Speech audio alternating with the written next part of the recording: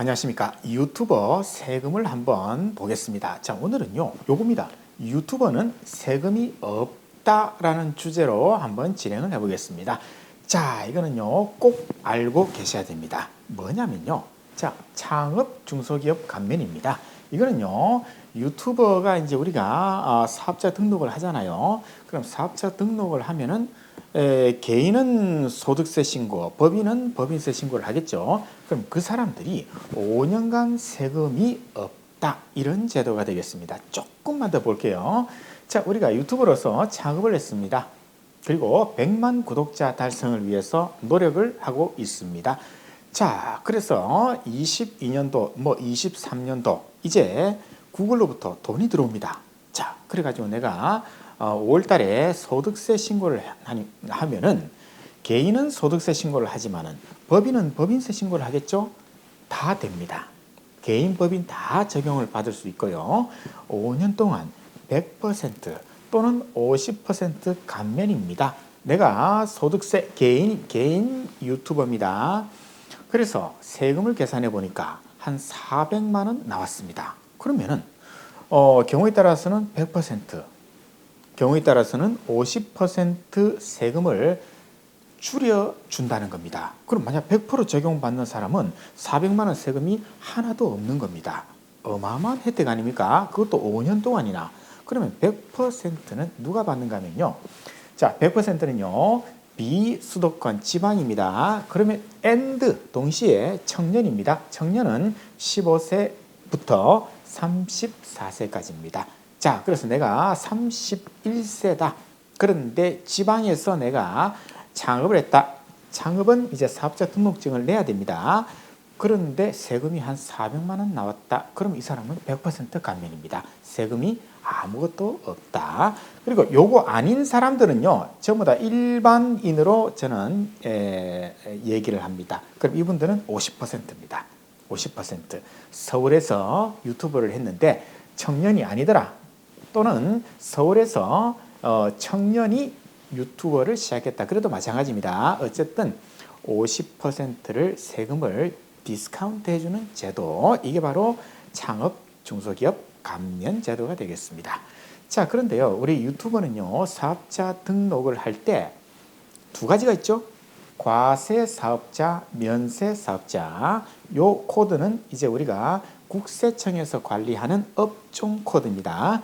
그런데 면세 사업자는요, 인적시설, 물적시설이 없는 경우에 신청을 하죠. 즉, 내가 사람을 고용하지 않는다. 나 혼자서 모든 것을 다 하고 있다.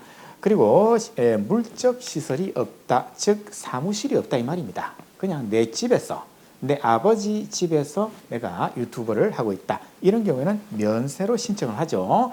그런데 실무에서는 이게 왔다 갔다 합니다. 예, 실제로는 아버지 집에서 나 혼자 다 하고 있지만은 일반 과세 사업자로 또 신청을 하는 경우도 있고, 예, 왔다 갔다 합니다. 어쨌든 이 두 가지 유형이 있죠. 그런데 우리가 창업 이 감면은요, 업종이 열거가 되었습니다. 그래서 우리는 정보통신업 여기에 해당하느냐 아니냐 이게 중요합니다.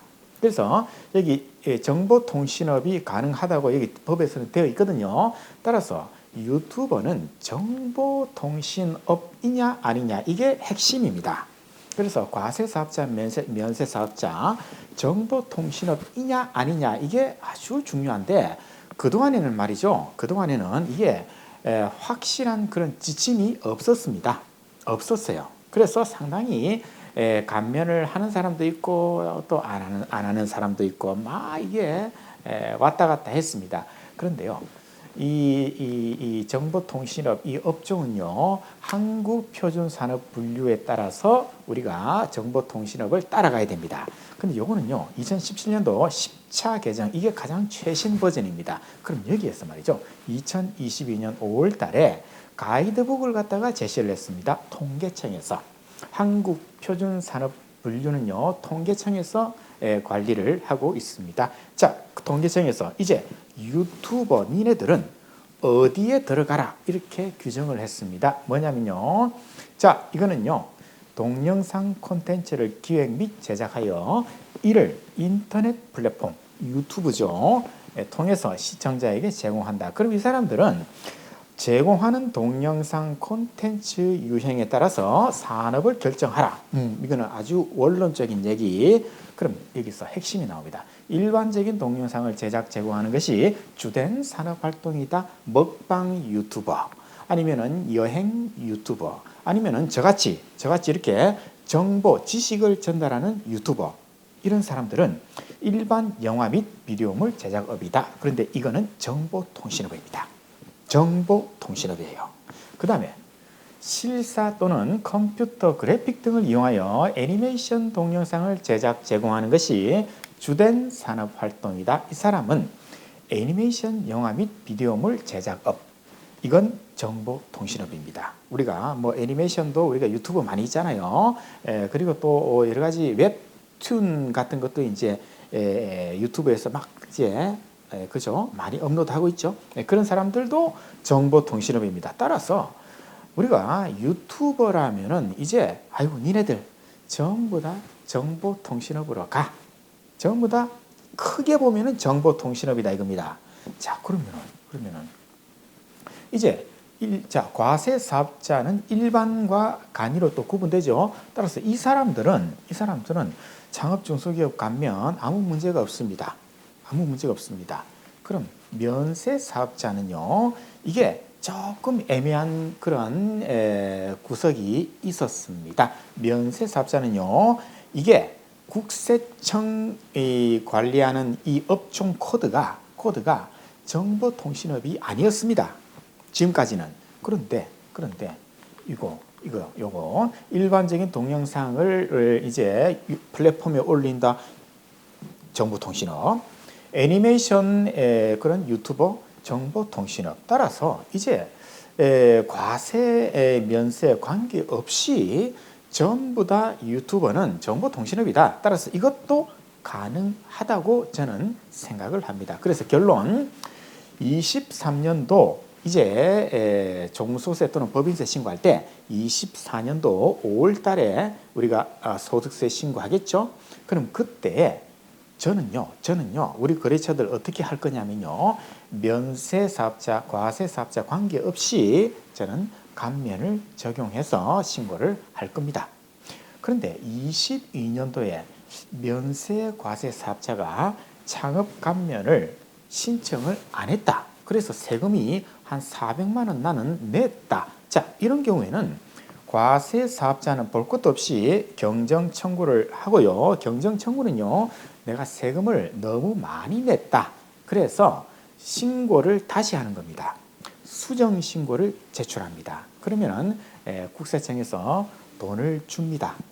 그래서 400만 원을 갖다가 내가 경정 청구를 해서 돌려왔자 100%가 되면은 뭐 400이지만은 50%만 되어도 200만 원을 돌려받을 수 있으니까 그죠? 면세 사업자는 조금 논란이 있을 수가 있다. 아직도 국세청에서는요. 이게 명확한 그런 지침이 없는 걸로 알고 있습니다. 제가 여기에 대해서 물어봤습니다. 국세청에 물어봤어요. 그래서 서면으로 답을 달라 이렇게 했는데 답을 안 줍니다. 답을 회피하고 있어요 지금. 따라서 국세청 내부에서도 여기에 대해서 명확한 지침을 못 내리고 있는 상황입니다. 그러나 저는요 면세 사업자도 경정 청구를 해야 된다 이렇게 봅니다. 왜 아까 있잖아요 요거 그죠? 정보통신업, 애니메이션도 정보통신업, 유튜버는 정보통신업. 정보통신업은 창업 감면 받을 수 있는 업종. 그래서 22년도도 경정 청구를 넣고 그러면은 이것보다 더 앞에 연도 21년도, 20년도 경정 청구는요 5년 안에만 하면 됩니다. 그래서 과거의 것도 경정 청구를 저 같으면 할 겁니다. 만약 저한테 문의를 만약 주신다면 저는 2개 다 밀어 넣을 거예요. 밀어 넣고 세무서에서 이거 근거를 들고 와라 하면은 뭐 이거죠. 요거. 이걸 근거로 제출을 하고 싶다. 저는 그렇게 생각합니다. 그래서 결론은요. 23년도는 이제 감면을 적용하고 과거의 거는 뭐 되든 안 되든 일단 경정 청구를 밀어 넣어 가지고 오케이 해주면은 세무서에서 오케이 하면은 돌려받는 거고, 그렇게 되겠습니다. 그래서 여기 대해서 좀 더 궁금한 게 있다면은 제 카톡 그리고 제 사무실 전화번호 언제든지 문의를 주시면 되겠습니다. 자, 오늘은 100% 50% 세금을 줄여주는 창업 중소기업 감면을 살펴봤습니다.